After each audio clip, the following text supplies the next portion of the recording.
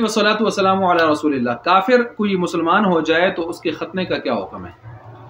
तो याद रखें, खतना तो वाजिब है मर्द का, और सतरे औरत यानी अपने पर्दा की जगह को छुपाना भी क्या है, वाजिब है।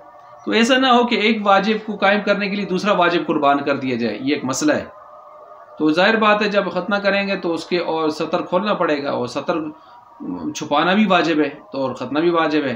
तो एक वाजिब को कायम करने के लिए दूसरा वाजिब कुर्बान करते हैं, ये अक्लमंदी नहीं है। इसका हल क्या होगा? अज खुद अगर कोई आदमी इसका हिम्मत कर सकते है तो वो कर ले, जैसे इब्राहीम अलैहिस्सलाम ने अज खुद हिम्मत फरमाई थी। और इसी तरह या फिर इसके अलावा ज़ोजा अहलिया, अगर वो हिम्मत कर सके तो ठीक, अगर वो भी ना हो सके तो फिर दोनों सूरतों में जब मुतवक्के ये मुमकिन ना हो यानी मुश्किल हो, तो फिर ऐसी सूरत में कुछ भी ना करे, छोड़ दे, फिर कुछ भी ना करे, क्योंकि सतर का छुपाना भी क्या है, वाजिब है। तो इस वाजिब को तोड़कर खतने वाजिब को कायम करना ये ठीक नहीं है। अल्लाह ताला समझने के अमल करने की तौफीक अता फरमाए।